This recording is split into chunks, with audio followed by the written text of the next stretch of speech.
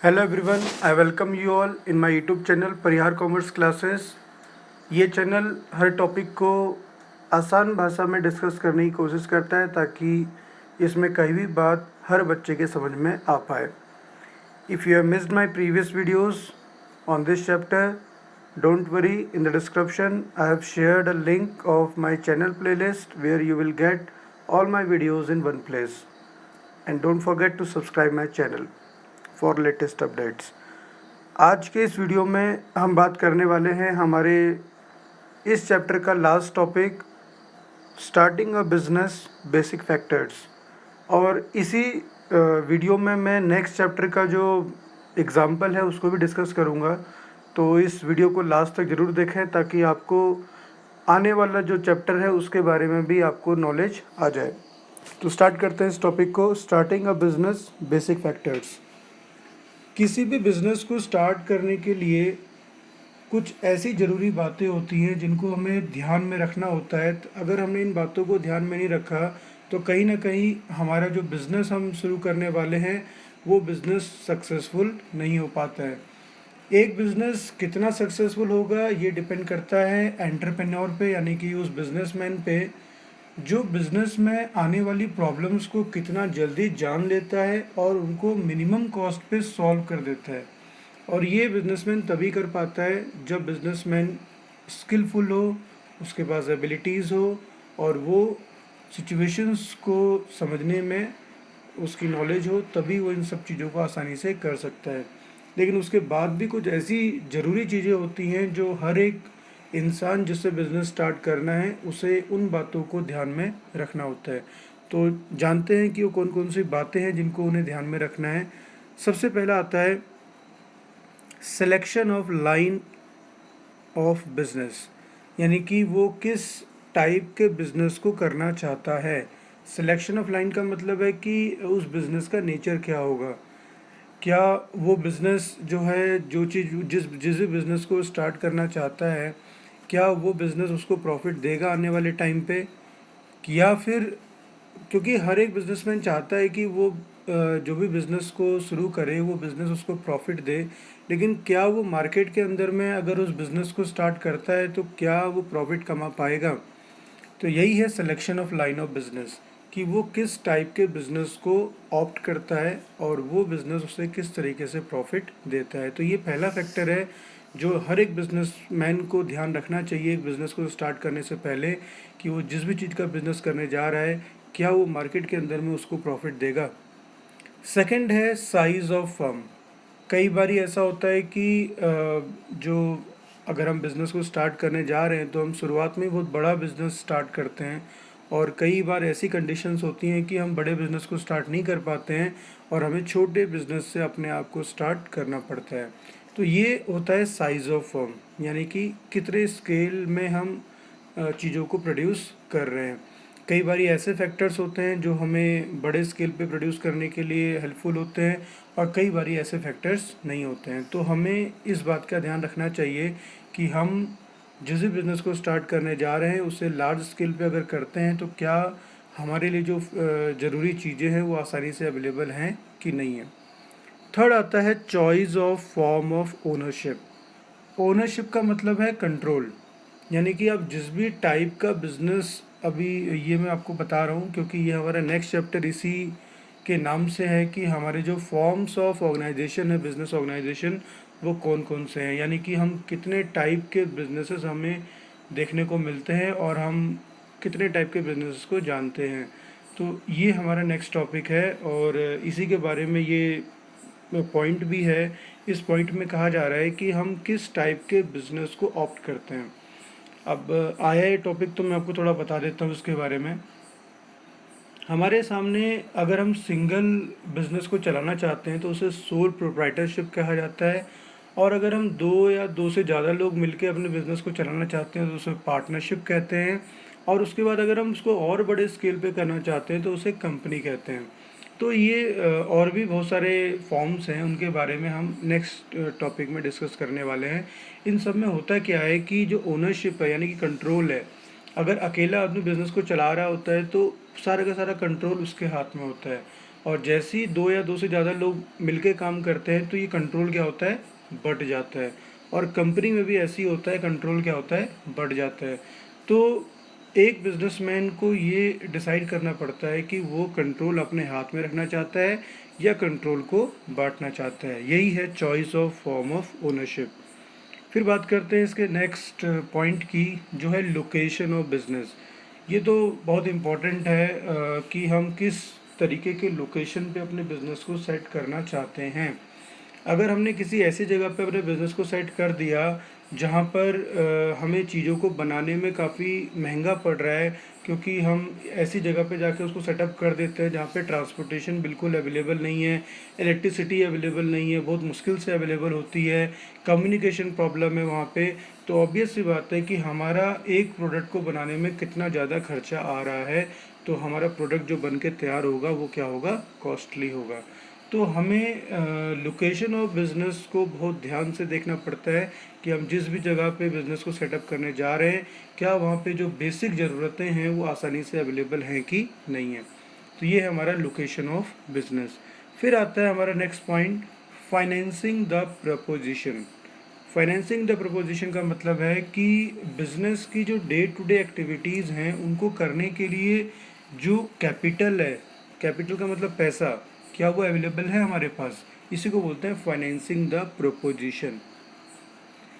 यानी कि अगर जैसे अगर हम बात करें कि हमारे पास कितना पैसा है अपने बिज़नेस के लिए, अगर हम डे टू डे एक्टिविटीज़ करते हैं तो क्या उसके लिए हमारे पैसा है, अगर नहीं है तो हम कहाँ से उस पैसे को और बोरो कर सकते हैं, और उसके बोरो करने के बाद क्या हमारे पास इतनी स्किल्स हैं कि हम उन पैसों का यूज़ अच्छी तरीके से करें ताकि हमारा बिज़नेस प्रॉफिट में जाए। इसी को कहा जाता है फाइनेंसिंग द प्रपोजिशन। फिर आता है हमारा फिज़िकल फैसिलिटीज़। फिज़िकल फैसिलिटीज़ का मतलब है कि बिज़नेस के अंदर में काफ़ी सारी ऐसी चीज़ें होती हैं जो हमें चाहिए ही चाहिए होती है। अगर हम बात करें फैक्ट्री की, तो फैक्ट्री के अंदर में अगर हम देखें तो वहाँ पे हमें मशीन्स चाहिए होती हैं, इक्विपमेंट्स चाहिए होते हैं, बिल्डिंग चाहिए होती है, और भी बहुत सारी ऐसी चीज़ें होती हैं जो हमें बेसिक चाहिए होती हैं, और तभी जाके हम अपने फैक्ट्री वाले बिज़नेस को स्टार्ट कर सकते हैं, यानी प्रोडक्शन का काम स्टार्ट कर सकते हैं। तो ये जो फिज़िकल फैसिलिटीज़ होती हैं, इनको ये डिपेंड करती हैं साइज़, नेचर और अवेलेबिलिटी ऑफ फंड्स के ऊपर। यानी अगर हम छोटा बिज़नेस करेंगे तो ऑब्वियस सी बात है वहाँ पे हमें मशीन कम चाहिए होंगी, बिल्डिंग हमें छोटी चाहिए होगी, और भी चीज़ें जो होंगी वो कम होंगी। नेचर की अगर बात करते हैं तो अगर हमारा बिज़नेस जो है वो टोटल मिला के किसी चीज़ को प्रोड्यूस कर रहा है, लार्ज स्केल पे प्रोड्यूस कर रहा है, तो हमें क्या चाहिए होगा, ज़्यादा चीज़ें चाहिए होंगी। नेचर का मतलब हो गया कि अगर बिज़नेस जैसे मान लेते हैं कि जैसे एग्रीकल्चर वाला काम अगर हम कर रहे हैं और हम फूड ग्रेन को प्रोड्यूस कर रहे हैं, तो फूड ग्रेन को अगर प्रोड्यूस करते हैं तो वहाँ पे जो मशीन होंगी और वहाँ पे जो चीज़ें होंगी वो क्या होंगी, कम होंगी। और वहीं अगर हम बात करते हैं कि अगर हम बड़े स्केल पे किसी चीज़ को प्रोड्यूस कर रहे हैं तो वहाँ पे हमें क्या चाहिए होगा, ज़्यादा चाहिए होगा।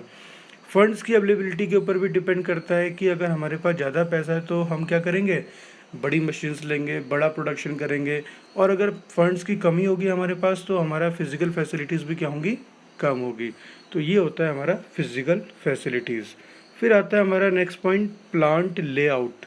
प्लांट लेआउट का मतलब होता है कि जो भी हमने फिज़िकल फैसिलिटीज़ को अरेंज किया, चाहे वो मशीन्स थी, बिल्डिंग थी, या और भी जो ज़रूरत की चीज़ें हैं वो सारी चीज़ें थी, अब उनको हम किस तरीके से अरेंज करें ताकि हमारा बिज़नेस प्रॉफिट कमाए, इसी को कहते हैं प्लांट लेआउट। यानी कि हम उनका अरेंजमेंट इस तरीके से करते हैं ताकि वो अपनी जगह पे सही जगह पे रहें, और उसके बाद जैसा उनसे काम चाहिए वो काम उनसे आसानी से निकल पाए। तो इसको कहा जाता है प्लांट लेआउट। फिर आता है नेक्स्ट पॉइंट हमारा, कॉम्पिटेंट एंड कमिटेड वर्कफोर्स। यानी कि जो भी लोग उस बिज़नेस के अंदर में काम कर रहे हैं वो सारे लोग कॉम्पिटेंट होने चाहिए। कॉम्पिटेंट का मतलब है कॉम्पिटिटिव होने चाहिए।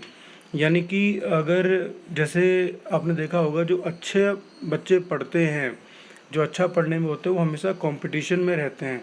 यानी कि वो देखते हैं कि हमसे जो और पढ़ने वाले बच्चे हैं उनके साथ हमेशा कंपटीशन लगाते हैं कि हम इससे ज़्यादा नंबर लेके आएंगे। तो ऐसे ही लोग हमेशा एक बिज़नेस को आगे बढ़ाने में मदद करते हैं, क्योंकि वो हमेशा आगे बढ़ने की सोचते हैं और आगे बढ़ने के लिए उनके पास जो स्किल्स हैं अगर वो होती हैं तो वो उनको हमेशा आगे ही बढ़ाती हैं। तो बिज़नेस भी क्या होता है, आगे बढ़ता है। तो इसी को बोलते हैं कॉम्पिटेंट। और कमिटेड का मतलब होता है कि वो लोग डेडिकेटली अपना काम कर रहे हैं और वो किसी भी तरीके से बिज़नेस को लॉस में नहीं देख पाएंगे, वो पूरी तरीके से लॉयल हैं अपने बिज़नेस के लिए। तो इसको बोलते हैं कमिटेड वर्कफोर्स।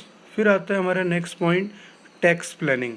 आज के टाइम पे जिस तरीके से जो टैक्स हैं, वो इतने सारे टैक्स हैं कि एक बिज़नेस को बहुत ध्यान से अपने प्रोडक्शन को और अपने जो भी प्रोडक्ट बन के आता है उसके प्राइस को इस तरह से रखना होता है ताकि जो भी पैसा उसका गया है, जिस भी चीज़ों में खर्चा हुआ है, वो सारा खर्चा उसका निकल पाए।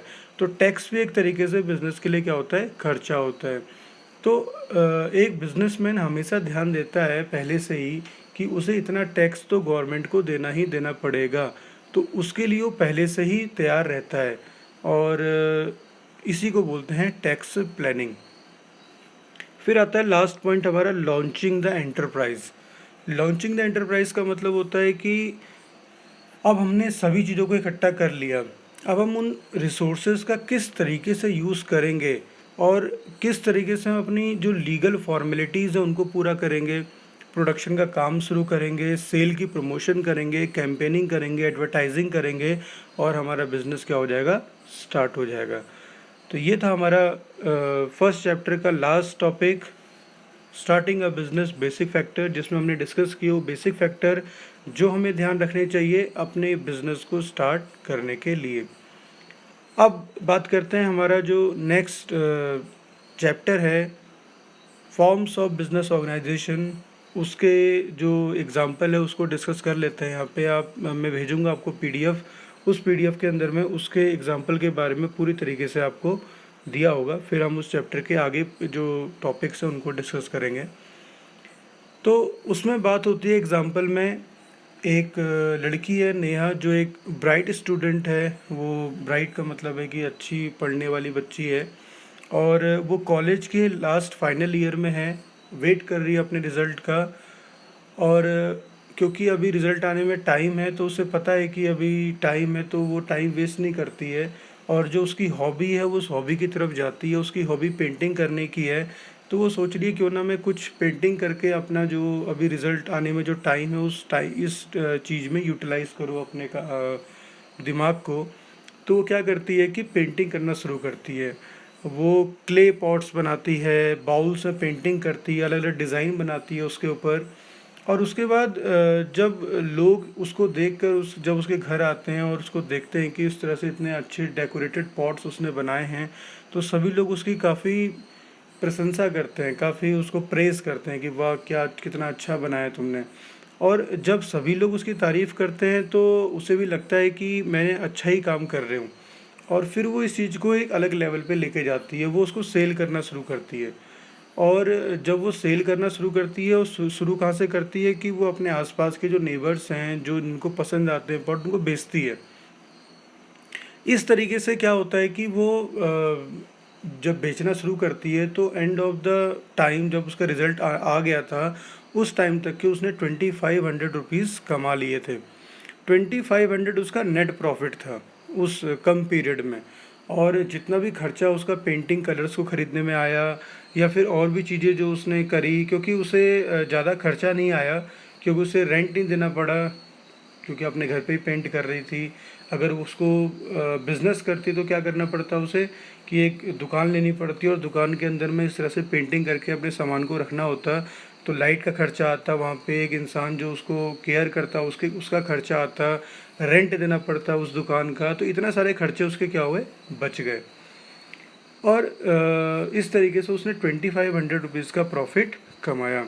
अब उसके जो फादर हैं वो इस चीज़ को देख के बहुत खुश होते हैं और वो कहते हैं कि अगर तुम अभी इतने कम टाइम में इतना पैसा अर्न कर सकते हो, तुम्हें इस बिज़नेस को आगे बढ़ाना चाहिए। और ऐसा करना कि तुम अपनी कज़न को भी साथ में ले लेना जो आपको इस बिज़नेस में मदद करेगी। अब वो समझ नहीं पा रही थी कि मैं किस टाइप के बिज़नेस को करूँ। अभी तक तो वो अकेले काम कर रही थी, तो अकेले काम करने का एक्सपीरियंस उसका अलग था। अब वो साथ में काम करेगी तो उसे क्या-क्या चीज़ें और करनी पड़ेंगी, किस तरह से रिस्पॉन्सिबिलिटीज़ बँटेंगी, किस तरह से प्रॉफ़िट बँटेगा। तो इन सब चीज़ों में वो थोड़ी-सी कन्फ्यूज़ थी और उसके पापा ने उसको और कन्फ्यूज़ कर दिया, ये बता के कि अगर तुम और बड़े लेवल पे इसको करना चाहते हो तो तुम्हें कंपनी फ़ॉर्म ऑफ बिज़नेस को ऑप्ट करना चाहिए। अब उसके सामने 3 चीज़ें आ गई थी कि वो तो एक सोल प्रोप्राइटरशिप का बिज़नेस कर रही थी, यानी अकेले काम कर रही थी। सोल का मतलब अकेला और प्रोप्राइटरशिप का मतलब बिज़नेसमैन। तो अभी तक तो अकेले काम कर रही थी। अब उसको पापा ने उसको पार्टनरशिप के बारे में कहा, जहाँ पे उसे अपने साथ में किसी और को लेना था। और उसके पापा ने कंपनी के बारे में कहा, जहाँ पे वो और भी ज़्यादा लोगों के साथ मिलके काम को करती। तो इस तरीके से उसके सामने ये 3 टर्म आ गए। तो अब वो इन 3 टर्म्स के बारे में कन्फ्यूज़ है कि उसे किस तरफ जाना चाहिए। तो ये चैप्टर उसकी मदद करेगा कि उसे सोल पार्टनरशिप में ही रहना चाहिए, कि उसे पार्टनरशिप फॉर्म ऑफ बिज़नेस की तरफ जाना चाहिए, या उसे कंपनी फॉर्म ऑफ बिज़नेस की तरफ जाना चाहिए।